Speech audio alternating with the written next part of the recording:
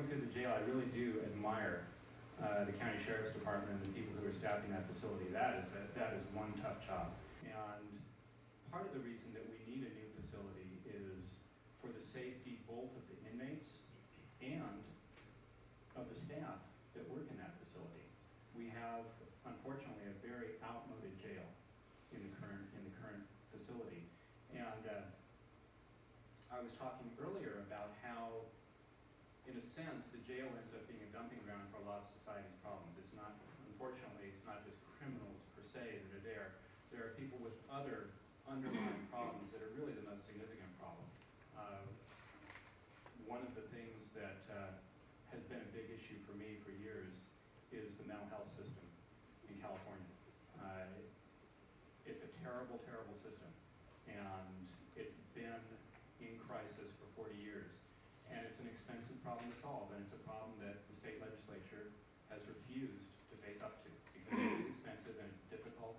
And the constituency for mental health reform, those people don't vote, and they have to help people make sure that they don't end up back in those cells a couple years later. Another thing that I've heard is, we don't need any more taxes, and I'm certainly one who generally agrees with that philosophy, but if you're going to have a tax, the best kind of tax to have is a local tax. This is a tax that will be completely under our control. It's dedicated to a single purpose. This is not money that just vanishes to Sacramento or to Washington, D.C. and gets used for whatever to buy somebody else's vote. This is money that will be dedicated to one of the absolutely most important issues facing the people in this city and in the county.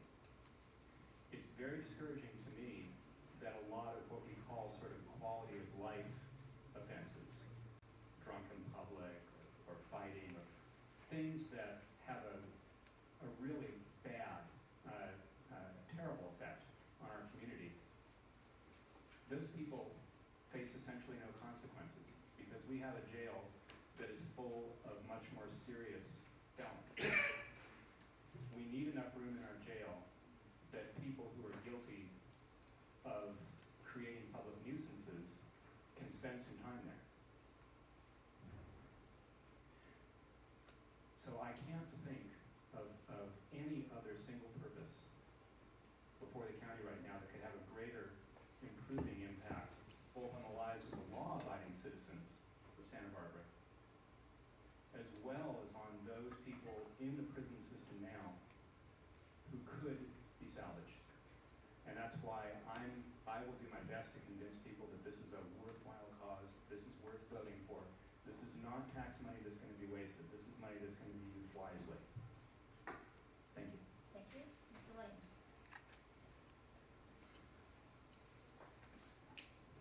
Well, I just wanted to stand in strong agreement with Councilmember Francisco and Mayor Schneider, and thank them for bringing this to the council, and thank the sheriff for having the courage to really tackle a project that people have been talking about for a long, long time, but obviously takes a tremendous amount of organizing to bring together the folks who are going to be able to pass something of this magnitude.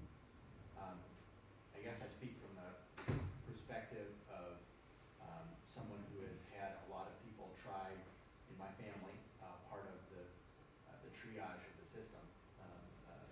My mother is a teacher at Atascadero State, and she teaches people who have committed terrible crimes, but are developmentally children, even though they are physically very scary individuals. I was a long time, my second dad was a deputy sheriff that worked in our jail for many years. It's from that kind of information that I have come to some of my opinions about this. I agree that this is imperative both from a humanitarian standpoint, but also from a fiscal standpoint, and from a public safety standpoint.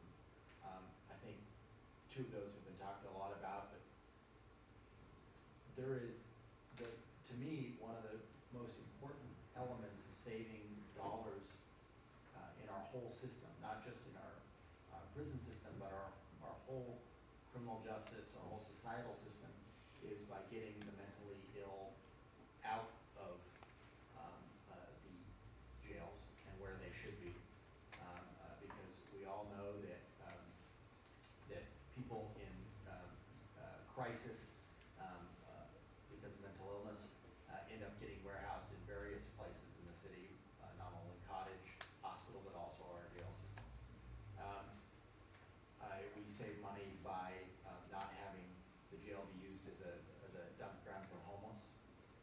And all of these things are things that can be addressed through the recidivism reduction efforts that Measure S has in it. And of course, the place to save the most money in the long run is by preventing what Mr. Francisco called salvageable people from returning to prison. Now, it's a dictate of my faith that all people are salvageable, but unfortunately, some people do not choose to be salvageable. And so we also need to have the tools to be able to house those people who do not choose to change their path. But for those who do choose to do so, completion of a GED or some kind of education is the best indicator of success in staying out of trouble. We've had experts over and over indicate this, and if we do not have the resources in our prison system for addressing that, we are not saving money in the long run. So to me, this is a short-term investment of half cent that ends up saving us money in the long run in what kind of society we have. I also feel that it's well timed, having at a time where people will actually feel a reduction of their sales tax. I thought that the funding formula was very thoughtful. And I guess the last reason I would advocate for people to support this is because we are about to face a great crisis. We are about to face a crisis where it has become more and more difficult to be able to fund adequate public safety. And it has become even more difficult because in all likelihood, the state will continue to force more and more prisoners upon local jurisdictions. And if we do not have the capacity to deal with that in any way, that means that the system will continue to erode. So I think it is very much a matter of crisis, and for that reason, I hope that we will support this as a body and urge the people of Santa Barbara to vote for Measure S. Thank you, Mr. White. Thank you, Madam Mayor.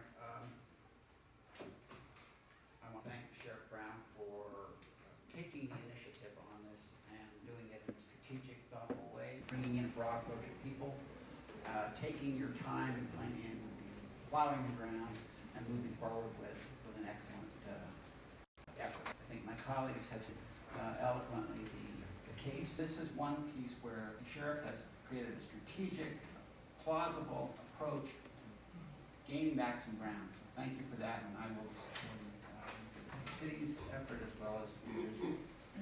Mr. Hotchkiss. Thank you, Madam Mayor.